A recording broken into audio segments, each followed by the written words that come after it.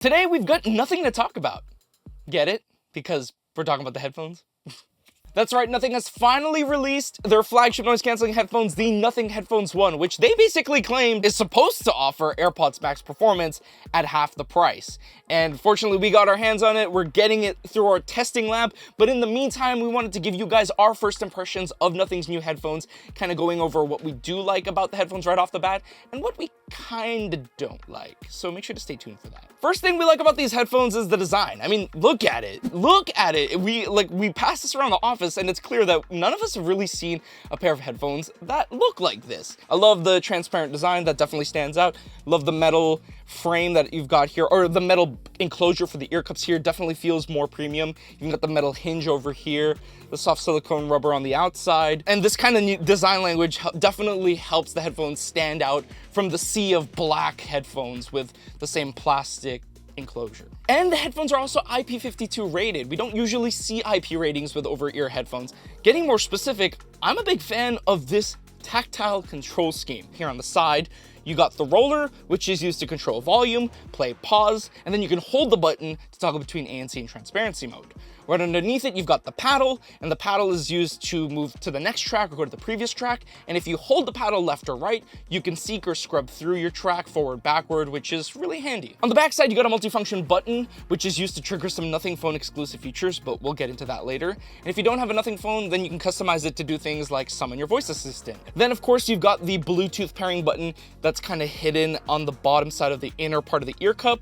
Now, it is a little bit weird to try and reach around and press the button, but let's be honest, you're probably not going to be triggering the Bluetooth pairing process every single time you wear your headphones, so I kind of don't mind that it's hidden away. Under the hood, these headphones support Bluetooth 5.3 with support for LDAC for high quality streaming over Bluetooth. And you can customize the headphones via the Nothing app, which still has one of the best EQ tools we have used here at SoundGuys. And just take a look here from the shots. As you can see, if you go into the EQ settings, you've got two options. You've got Simple, which uses basic bass, mids, treble sliders to control the sound of the headphones, or you can use the presets there. But if you really want to dial in and get the sound just right for your ears, you can hop over to the advanced EQ, where you can actually control which frequencies are adjusted, and you can even change the Q factor. The only other app that we've used that lets us do this is Shure's app, and so the fact that they're bringing this level of EQ control to headphones of this price is really impressive, so good job, Nothing. Now, if you're someone who really likes bass, the Nothing app also features Bass Enhance, which we saw in the Nothing Ear. This essentially helps emphasize bass frequencies even more.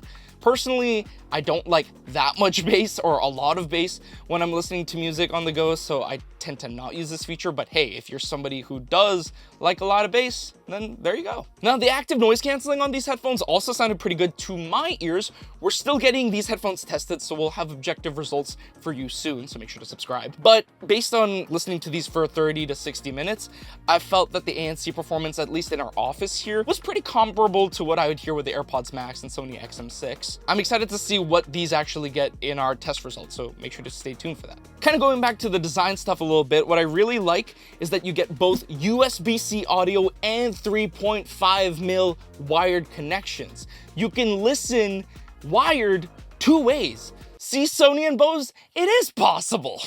Speaking of listening, sound quality. That was something I was quite impressed with these headphones. To my ears, these sound pretty good, especially across the different genres I threw at it, going from pop to like techno to bass house and even some rhythm. Personally, I did feel that the headphones out of the box are a little bass heavy, at least to my ears, but again, you might enjoy it, you might not. If you do or don't, or you just want more, you can always go into the EQ and dial in the sound for yourself. Now, kind of in line with sound quality here, what I also really liked about the Nothing headphones is the fact that it does feature spatial audio with head tracking, and the feature is platform agnostic. So whether you're using an iPhone or Android device, spatial audio with head tracking will work with the Nothing Headphone 1. Now, based on my experience with the Nothing spatial audio implementation, it sounds pretty good.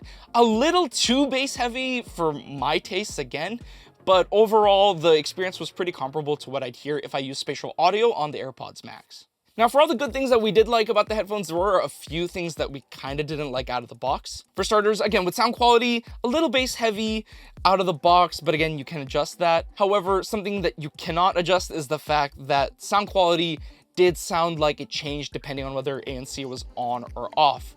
From our experience, turning ANC off resulted in less bass output, which is a little unfortunate. And when it comes to design, for as good as the design is overall, there are a few quirks to take note of. Just like the XM5, they do not fold, so kind of unfortunate. It's not as portable as something like the XM6 headphones or the Bose QC Ultra headphones. Not as easy to chuck into your bag really quickly as other headphones. And as you can see here, the headband padding is not that thick. It's a little thin, and so for some people's noggins, it might be a little hard to wear these for super long listening sessions. Also, out of the box, the clamping force is a little bit tight, and I found it was especially worse if you wear glasses like me. In the first hour I was wearing these headphones, I did find I was feeling some added pressure kind of in the arms of my glasses here, and so I found myself having to readjust the ear cups to relieve some of that pressure. It's possible that the clamping force does lighten over time as you use the headphones more and more and as more wear and tear hits the headphones.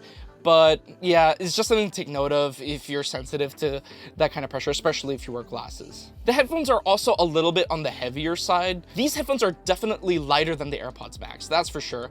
But if you're used to wearing headphones like the Bose QC Ultras, which are really light, you're just gonna notice a little bit more heft with these. And one more minor quirk, nothing is not necessarily the only one to do this, but we did notice it here, is the fact that there are platform exclusive features with the headphones. Kind of mentioned this earlier. For example, with the Nothing Phone 3 or a compatible phone, pressing the multifunction button will trigger something called channel hop, which essentially lets you cycle through your most recent audio apps, and then holding the multifunction button on a compatible device will trigger essential space, which lets you quickly record a voice note so that you can remember whatever idea just pops into your head, and then the phone or the app will automatically categorize that voice note, which is pretty handy. Just wish it was available on other platforms. But I don't want to harp on Nothing too much because, as you probably already know, Nothing is not the only company to have platform exclusive features. I mean, look at Google with their Google Pixel Buds, and then Apple with, you know, every product they've ever released. So it sucks that Nothing also has platform exclusive features, just because those features sound really useful to me.